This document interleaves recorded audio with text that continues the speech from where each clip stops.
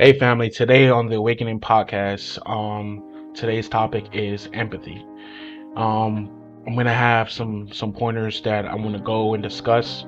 Starting with what is empathy, why is empathy important, what does the Bible say about empathy, and examples, and how we as young people view empathy. Now, what is empathy? I'm gonna read from my notes to give you a better understanding. Empathy is the ability to understand and share the feelings of another person. It involves imagining what someone else is going through and feeling a sense of connection or compassion. As a result, empathy is more than just sympathy, which is feeling sorrow for someone else's situation. Instead, empathy allows us to feel with them, often by seeing things from their perspective. It can help improve communication, strengthen relationships, and foster a sense of community and support. There are generally three types of empathy. Understanding another person's thoughts and feelings is the cognitive empathy. Emotional empathy is actually feeling what another person is feeling.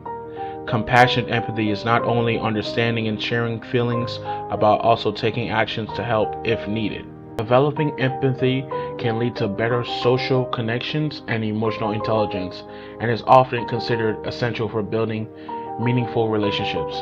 Now, it took me a while to actually, I've been studying empathy for a while, for the last 2 weeks. That's why it's taking me so long to drop a video. But why empathy is important? It's important to understand each other and God's word. What is more of an example of empathy is God. God is an example of empathy. You do need, you do, let me see, my notes. You do need to love and understand and build a connection with whoever you're dealing with. It doesn't matter if it's your family or a friend or just a regular person in the street. You need to have empathy, even in your job place. You need to have empathy everywhere you go. We're gonna start off with how we young people view empathy. When it comes to us, empathy can be very quite complex. We sometimes feel empathy as a fatigue due to constant wait, wanting to be heard, especially through social justice issues and personal experiences. Which is just some truth to that. Sometimes we, as young people, we just want to matter and feel like there's someone else that cares and relates to us. Most of the time, we don't get that. We don't get that at all. We get people telling us, "Oh, millennials, oh y'all always so emotional. No one really cares about us and how we think." And then speaking to the older generation, they might be able to, you know, may be able to understand empathy, or sometimes they don't really need empathy because it was never a much of a big deal when they were growing up, or how they were raised. But with us, yes, we as empathy is big on us, in every way. We just want to be heard and recognized. It is important to understand that you know we all need empathy. We all need someone to understand and recognize us for who we are. I would want someone to relate to me by actually putting yourself in my shoes. Many people you have that'll do that. People just only nowadays are only concerned. Their only concern is about their emotions, their feelings, and what's most important to them. Now we're gonna go into what does the Bible say about empathy and examples that is written. Now, bear with me, I do have some notes. Okay. So it says, rejoice with those who rejoice and mourn with those who mourn.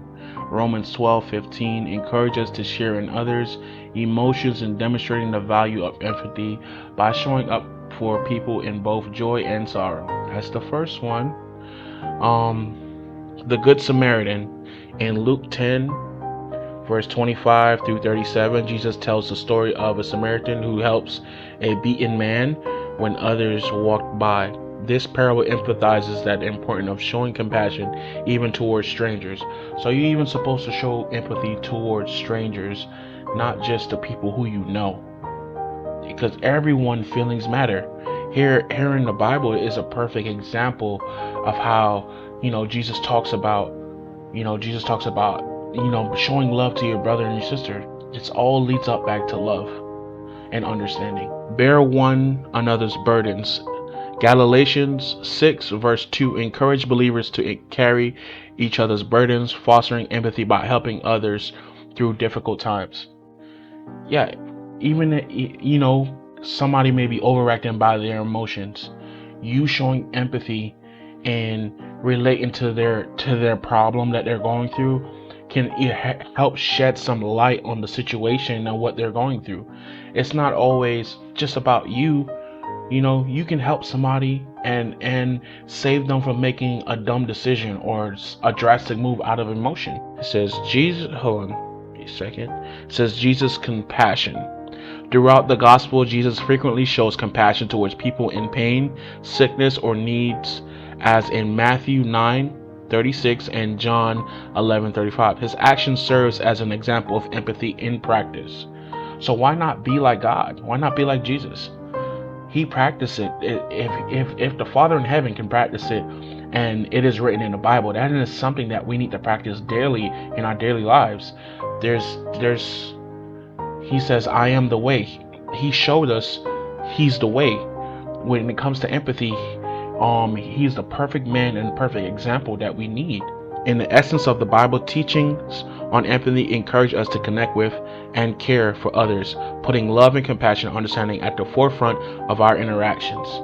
When we're interacting with anyone, it doesn't matter if you're a parent, it doesn't matter, if you're over somebody at your job, you have to have understanding.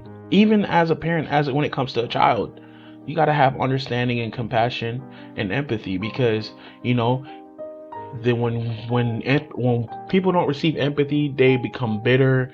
People not understanding, they feel closed off, and it's led them to dark thoughts and misinterpretations of what the situation is. So I would say, let's be like God.